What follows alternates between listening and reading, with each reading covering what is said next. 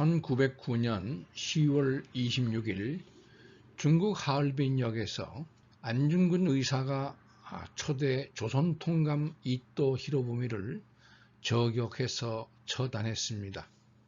저격 직후 러시아 현병대에 체포되면서 안 의사는 대한민국 만세를 삼창합니다.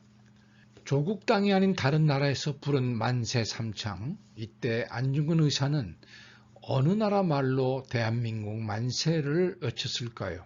오늘 강의의 주제입니다. 시중에는 안중근 의사에 대한 책들이 많이 있습니다.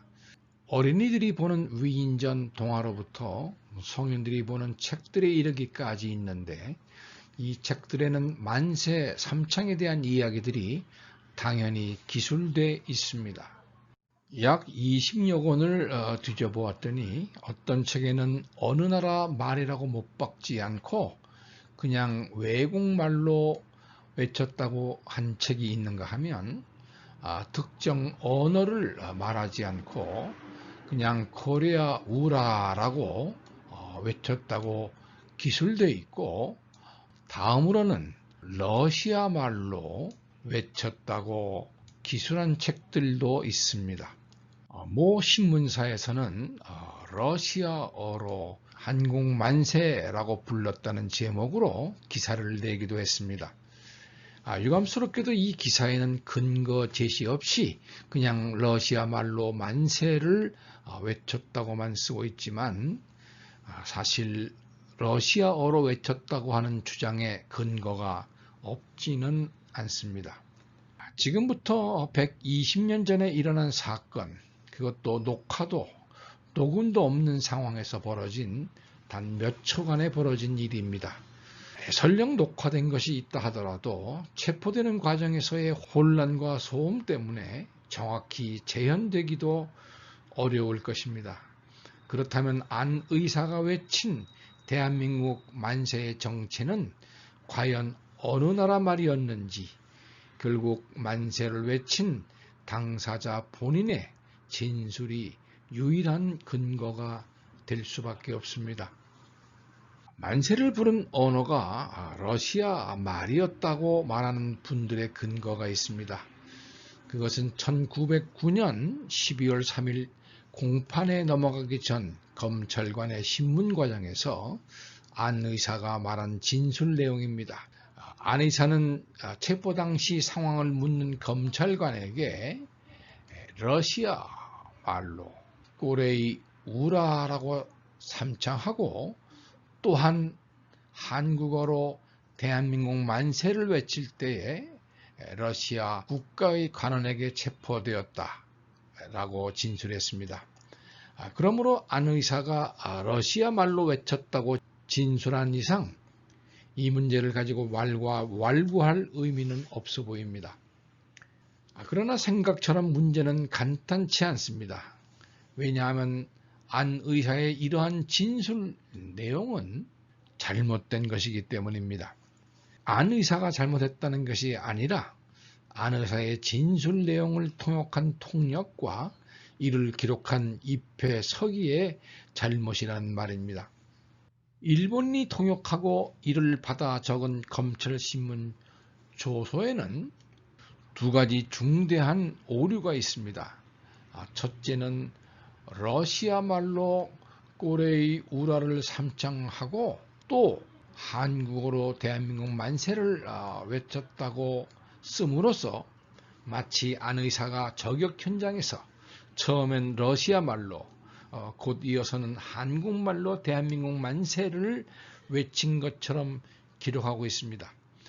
그러나 이것은 오류입니다. 안 의사는 두 가지 나라 말로 만세를 부르지 않았기 때문입니다. 검찰신문 조서의 또 한 가지 오류는 러시아 말로 꼬레이 우라라고 외쳤다고 하는 부분입니다. 이 꼬레이라고 하는 말은 러시아 말이 아닙니다.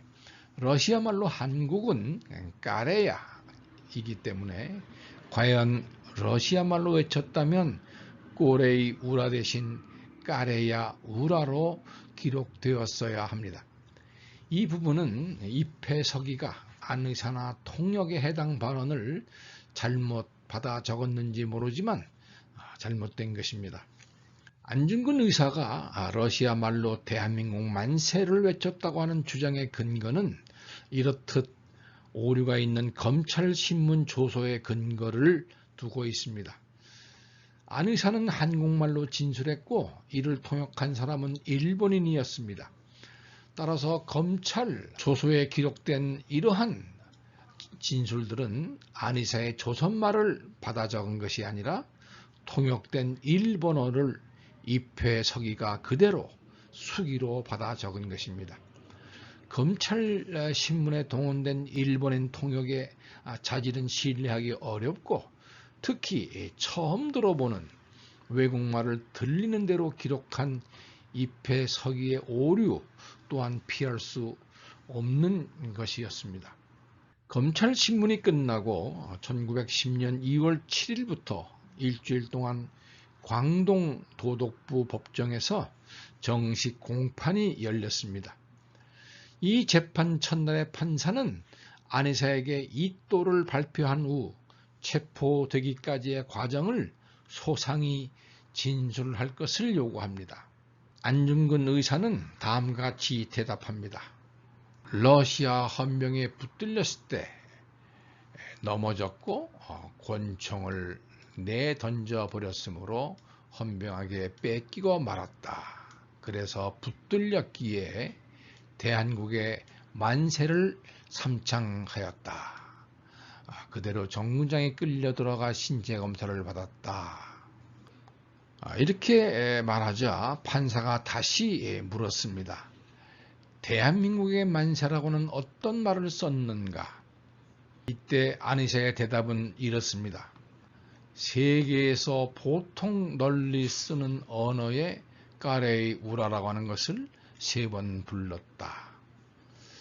여기서 잠깐 사족이지만 이 기록에는 판사가 반말로 묻고 안 의사가 존댓말로 답하는 것으로 되어 있습니다.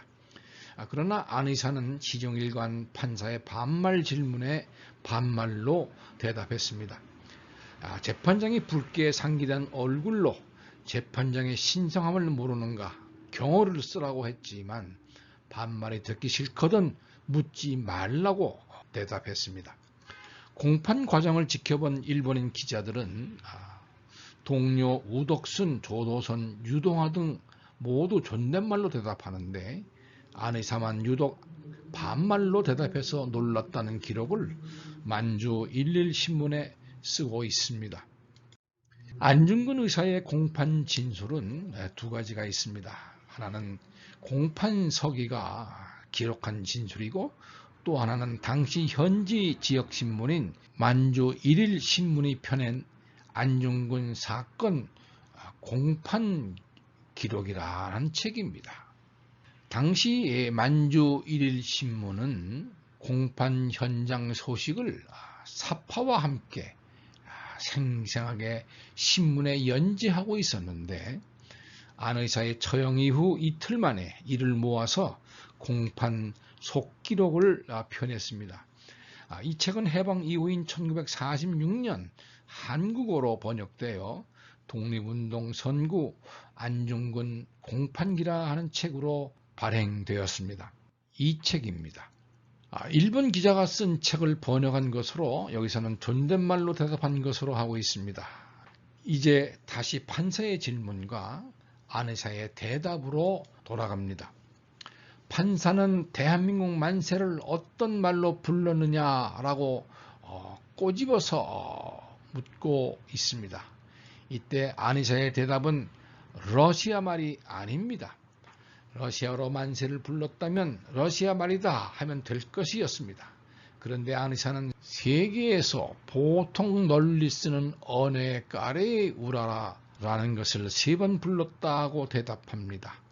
그렇다면 세계에서 보통 널리 쓰는 언어가 러시아 말일까요? 러시아 말은 예나 지금이나 세계에서 보통 널리 쓰는 말은 아닙니다. 그렇다면 세계에서 보통 널리 쓰는 언어는 어느 나라 말을 의미할까요? 이에 대한 궁금증을 해결하는 기사를 성균관대 박진현 교수께서 발굴하였습니다. 당시 공판 과정을 보도한 황성신문입니다.